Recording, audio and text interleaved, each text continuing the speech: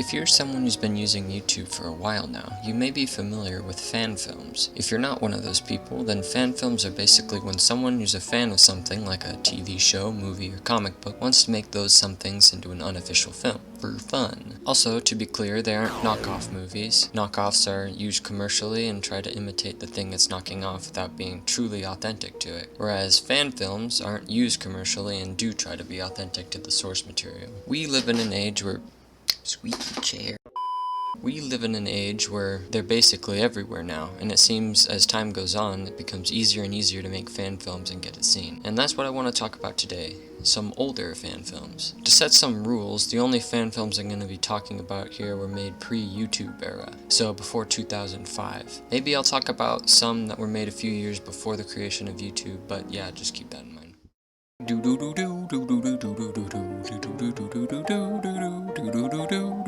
So I should probably start this by talking about the first known fan film ever made. Anderson's Our Gang is an 11-minute short film made in 1926 by a pair of traveling filmmakers based on a series of short films called Our Gang in 1922 by Hal Roach. Now, I haven't seen the original Our Gang, and chances are neither have you, but what I've gathered, it's just a show about these neighborhood kids and their adventures together. So this fan film's basically just a group of kids in Anderson, South Carolina. These two individuals who went under the names Sammy Fox and R.R. Betty, yeah, those are totally fake names, were the two main people behind this short and convinced the owner of the theater there that they were from Hollywood and that he should bankroll their new Our Gang short. And so they got the police department and some residents of Anderson to partake in the making of the short. And it's pretty neat, I guess. Some kids do a little dance. That's all I really have to say about it. Not what I expected for the first ever fan film, honestly. It's just surprisingly mundane. Wonder what's next. Aha, Jonathan!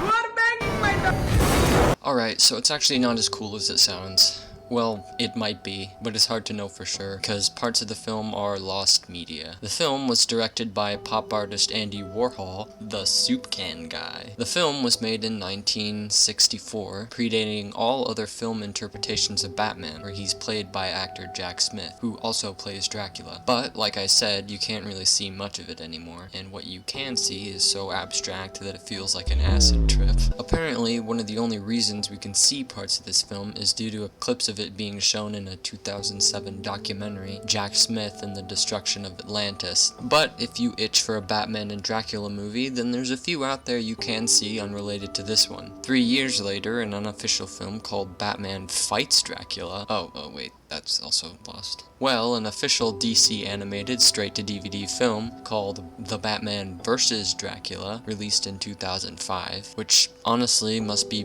better than whatever these were gonna be.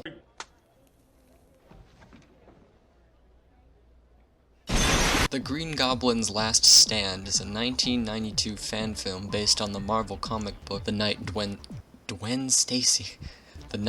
Stacy Died. It's directed, written, produced, and stars Dan Poole. And here's a crazy piece of trivia. For the role, he and his camera person went to an abandoned high-rise where Poole was filmed swinging from a rope 4 stories high without anything to catch him if he fell. Honestly, I don't know how he didn't fall due to the weight of his massive balls. The movie follows Peter Parker / Spider-Man doing his usual business fighting crime.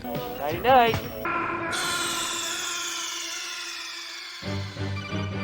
Are you okay? And trying to balance a normal life with Gwen Stacy, the love of his life.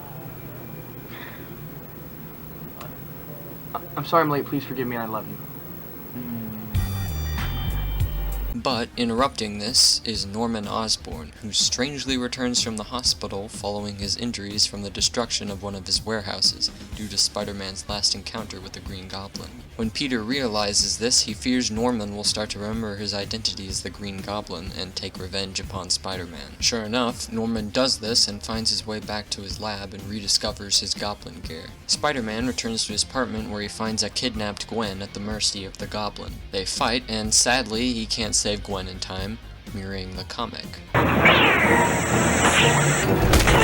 And from here on, Spider-Man begins his quest for revenge. He has a pretty goofy fight with the Goblin before he escapes. You'll be sorry. Oh no!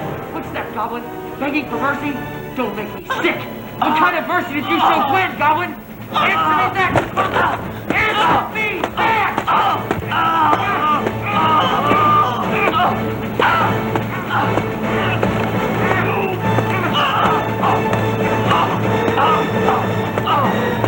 Dang, Spider-Man. The Goblin begins plotting for his next fight with Spider-Man when... Holy shit, it's Spider-Man! And their last fight is actually really brutal. Spider-Man nearly ends up killing the Goblin before he comes to his senses. Goblin tries his one last trick before... Oh.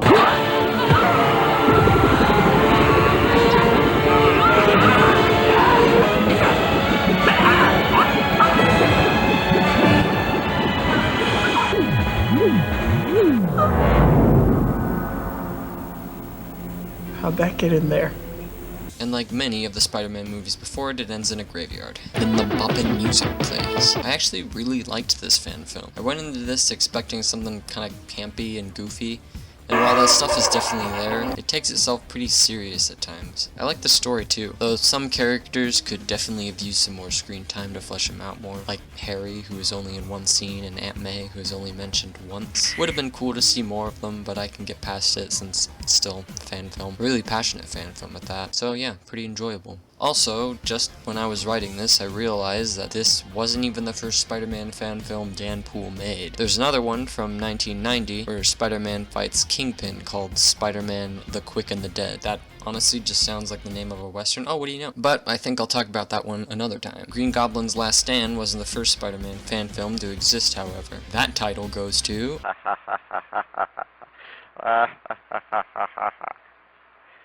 Yes, haha, funny number, yeah. Spider-Man 1969 is a short fan film directed, produced, and starring Donald F. Glut, who's notable for later writing the novelization of The Empire Strikes Back. The story's pretty simple. Spider-Man finds out that a disfigured scientist who becomes the menacing Dr. Lightning, an original character for the short, is plotting to destroy the world, or harm the world, or rule the world, or something, I don't know. He's a bad guy, that's all you need to know. One of Dr. Lightning's goons then goes and kidnaps his daughter to present her before him. Oh, you're no father of mine. Then the world shall pay for this. Spider-Man later catches up and spies on them. Dr. Lightning reveals his plan to attack the Daily Bugle because apparently they wrote a paper on him that he was mad. And the Doctor doesn't like that. Spider-Man then proceeds to attack the Doctor and his goon. The Doctor escapes, but Spider-Man pursues. But before you can turn the Doctor in for his crimes, he just up and blows himself up.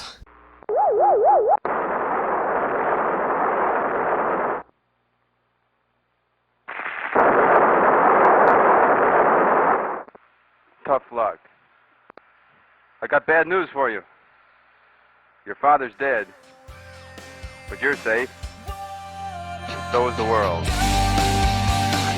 I also really like this one. It's definitely shorter and has a more basic story, but it's got a fun charm to it. I think one of the things that kept me watching were the effects. By today's standard, they're obviously not the best, but I admire the creativity. I smile every time this weird Spider-Man figure swings in front of the camera. Oh my gosh. Guys, look at it's Spider-Man. What's he doing here? What is he?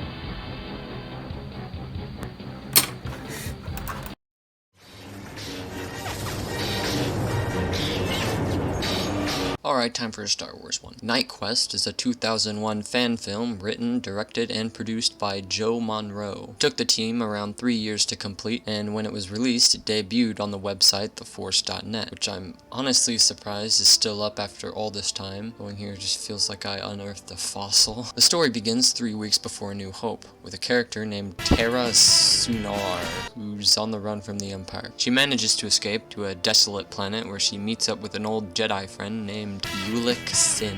These names are how you know it's Star Wars. Ulick here has been training these two Jedi, Karina and Danek, who are both brother and sister. In a classic brother and sister manner, they are absolute jerks to each other.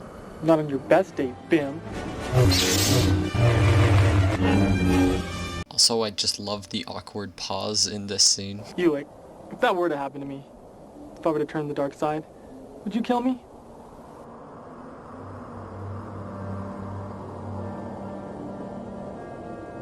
Jesus. All seems well when the Empire shows up and Terra realizes she fricked up and led them here. And to make it worse, apparently she promised her dying father she'd keep Ulick safe, so... nice one. Ulick tells his two Padawans to escape for the cliff, but obviously they're not going to do that. Vader shows up and he and Ulick have some cool lightsaber battle, but just as the fight seems lost, Danik joins the fight, and Ulick decides to use some sick Jedi roasts. Someone, only with me will you fulfill your destiny. Isn't that what you told Padme? We both know how that turned out, don't we? But sadly, Ulick's roasts just weren't enough. Promised my dying father that I would take care of you. Danik then considers the dark side. I can feel its power in you. Embrace it. No. Promised my dying father that I would take care of you. Last to join the fight is Karina, who is, kinda pissed. Might have something to do with her witnessing the death of all her friends. And she lasts pretty long before Vader just force punches her a few times.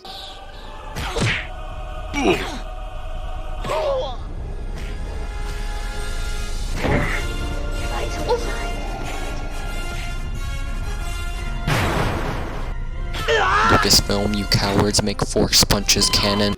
And then Vader chucks her off a cliff.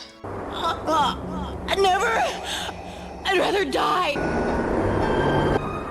Promised my dying father that... Oh, hold up. Karina then buries the dead and she vows to seek vengeance upon Vader for this. I'm coming for you, Vader! You hear me? I'm coming for you!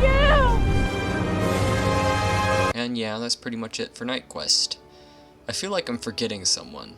Oh yeah, Terra. So basically, she just shot some stormtroopers while everything was happening and just bailed out of there at the end. So yeah, she was just here to lead the Empire to the Jedi. Nice one, Terra. For a 30-minute 2001 fan film, this is pretty good. The effects are also pretty good too. I mean, the ship scenes look kind of weird, but as I am with these fan films, I don't want to be too critical about it because, well, they're fan films. They don't have the power of Hollywood on their side. It feels like the movie was setting itself up with a sequel with the whole vowing revenge thing, but I can't seem to find if one exists. I found a post from 2001 saying that the director plans a sequel that takes place after Return of the Jedi, but again, I can't find anything.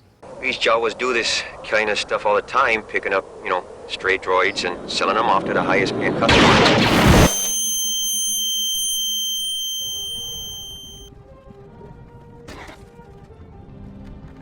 You're finally awake. Okay, I don't know if I can consider this one a fan film. It seems like it's more on the parody spectrum, but it's listed as one on Wikipedia and apparently considered a Star Wars canon by George Lucas, so dang it, I'm talking about it. This one, out of every Star Wars fan film I've seen, is my all-time favorite. Troops was directed by Kevin Rubio and debuted at San Diego Comic-Con in 1997, and is a parody of the show Cops. Is it? Wait. Is the snake in there? I hope. Instead of cops, it's stormtroopers. Genius. It follows a group of stormtroopers stationed on Tatooine and their many adventures. And it even serves to explain how Uncle Owen and Aunt Beru were murdered. It's amazing, and I'm not doing it justice by talking about it, so just go watch it.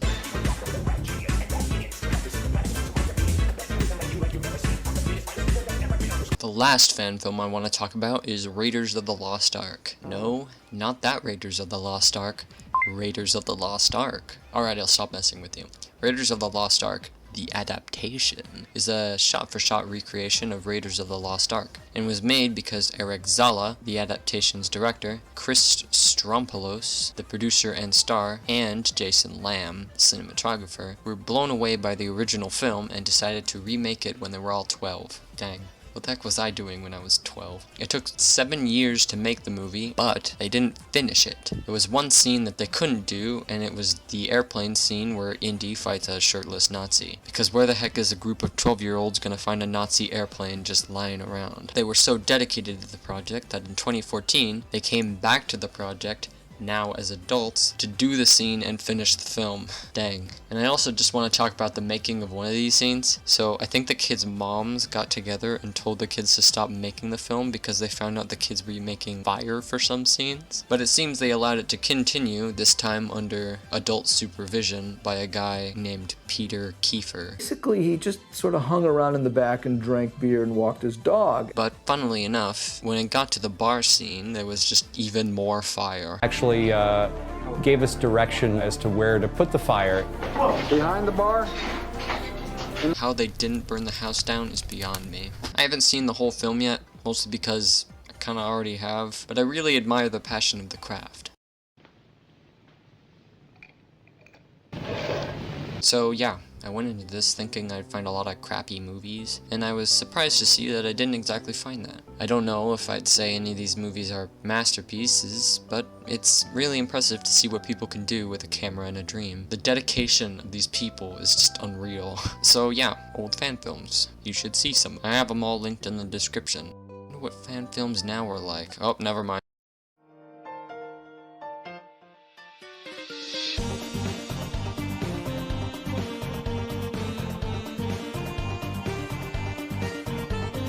The world will cringe before